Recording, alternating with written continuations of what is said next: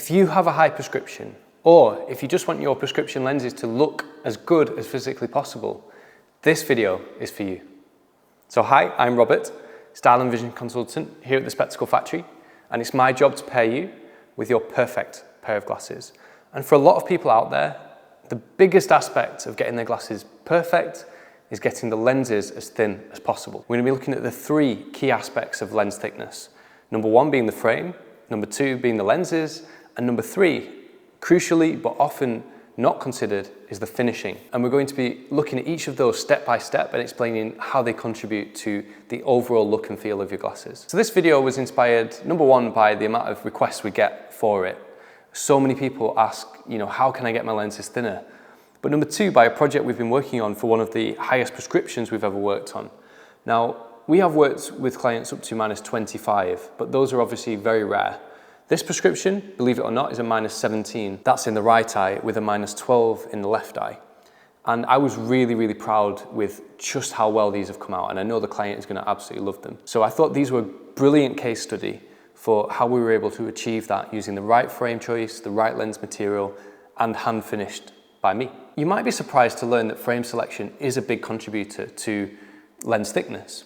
Most people think that they buy the frames and then they choose the lens thickness as like a secondary thing. But you can have the same lens material put into 3 different frames with the same prescription, and actually the lenses will come out at a different thickness in each frame. I'm going to explain why that is. So the one pro tip you really need to remember is to minimize the distance between where your eye is in the frame, represented by this cross here, and the edge of the frame. So we're going to run a quick calculation here based on a prescription that is -5 in each eye, as you can see, and a frame which is 56mm wide on the lenses, 40mm deep, and 18mm is the distance between the lenses. And as you will see, the shape is rectangular. Now, a rectangular shape is the worst shape for a high prescription.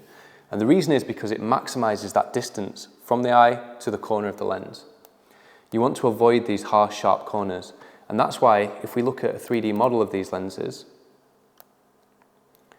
you'll see that it's those corners here and at the bottom outer edge where the lens is the thickest. And in those points, even though we've chosen the thinnest plastic lens material possible, it's coming out at 5.9mm. Now, I actually based that on this Hugo Boss frame, which is, by the way, a really cool new aviator style for 2023. I love the laser cut temples in contrasting color, really, really nicely finished. That gives these frames a natural flexibility without the need for a spring. And to be honest, they look cool as well. Very underrated. I'm actually a fan of Boss as far as designer brands go. I think they're one of the best. And these frames are pretty affordable too, despite being made in stainless steel. But if you have a strong prescription, it's probably not the kind of frame I would recommend for 2 reasons. Number one, because of the shape and the size.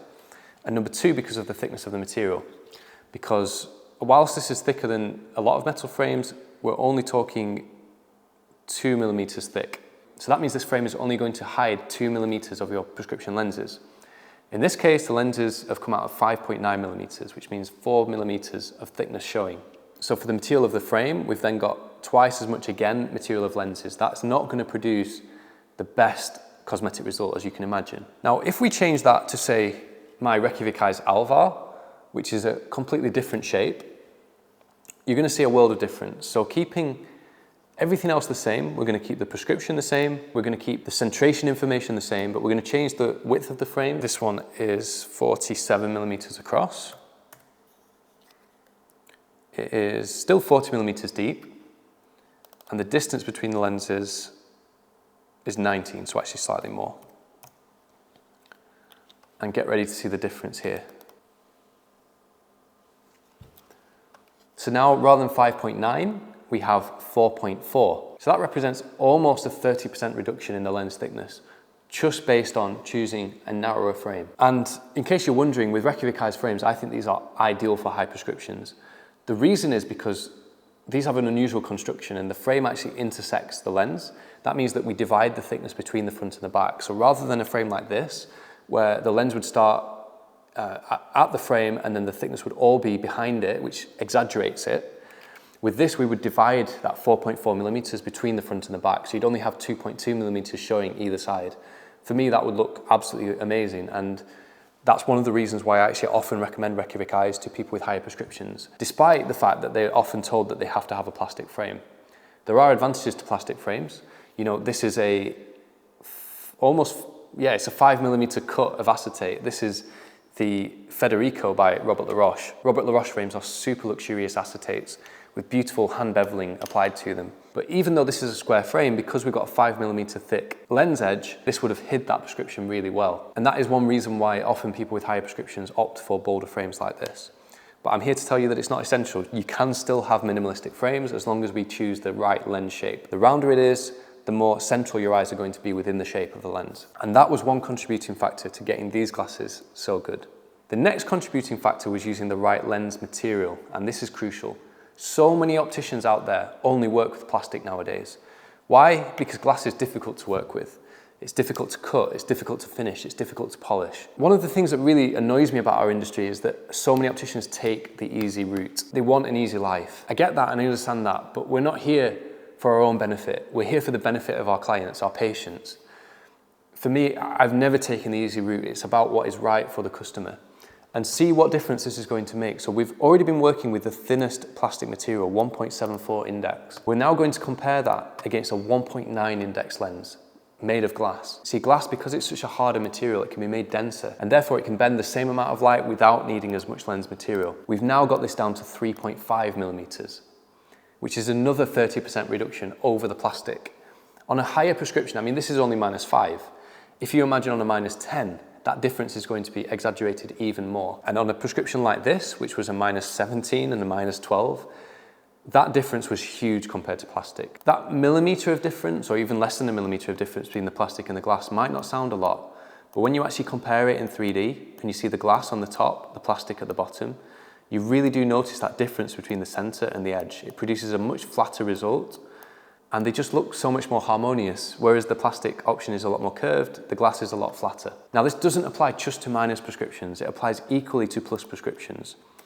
Let's compare that again with a +5. So with plus prescriptions, as opposed to minus, where the lenses get thicker towards the edge, with a plus prescription, the lenses are thinnest at the edge and thickest in the center. And that is why, again, you want to opt for a rounder shape. The worst shape for a plus prescription is a small rectangular frame, which unfortunately, a lot of people with plus prescriptions, especially high plus prescriptions, opticians kind of force them into that because they say you need to go really small. That is not necessarily true. You want to go really small width-wise, but you also want to go a little bit bigger top to bottom. The reason for that is because, as I say, around the circumference of your lens is going to be the thinnest point. As we get towards the center, it gets thicker. Now, if you take a rectangular shape, in fact, let's put it in here. If we make this into a rectangle, so we're going to change the frame height down to 20. What you're going to see with this +5 prescription is that at the top and the bottom, the lens is going to be really thick. Now you can see where the lens gets thickest towards the top and the bottom. Now what I'm going to do here is I'm going to keep the frame width the same, but I'm going to change the height to be equal, and we're going to change it to a round shape. So we're getting rid of these corners. You see with the square shape, it comes out almost to the edge. With a round shape, there aren't any harsh corners. That's what you want to avoid. And this round shape is going to be so much better. So remember before it was like 3mm or more thick at the edge of the lens. Now we've got that down to 2.3. The glasses are still the same width. We've actually increased the size of the depth, and that has made this lens look so much better and more even. Look at it in 3D. So much smoother all the way around. And that is why rounder frames generally are better for high prescriptions. And it happens that now they are in fashion, so there's no reason not to consider it if you have a high prescription in 2023. So once you've done everything possible to get the lenses as thin as possible, there is still one crucial step that can make all the difference, and that is the hand finishing. Now, so many companies out there nowadays are geared towards mass production, and that leads to a process that doesn't look at each individual order as a unique order. They will apply the same finishing techniques to a +1 prescription as they will to a +10 prescription. And that just doesn't work, because there are techniques that you can use to really perfect an order like this. We had to use all of our skill on a -17, you can imagine, to get it looking as good as this. So what I actually did is I hand beveled the lens rim. And what that does is, rather than having the lens where it would normally come to a point like so, we're smoothing that out and blending it together so you don't have that bit that protrudes and makes the lens look really thick. The next step was to also hand polish the lens and make it as transparent as possible. And arguably most crucially, most importantly, the bevel position.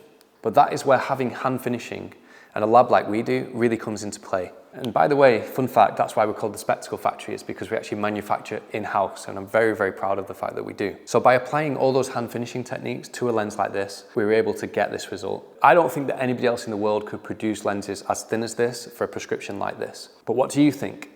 Let me know in the comments below. And if you found this video helpful or interesting, please give us a like and subscribe to the channel for more of the best eyewear content on the internet. I also want to know if you need help or advice with getting your lens as thin as possible. I'm here to help. You can ask a question in the comments or book a consultation with us, because we ship eyewear like this all over the world. And with all that being said, I'll look forward to seeing you in the next video. Thanks guys, bye bye.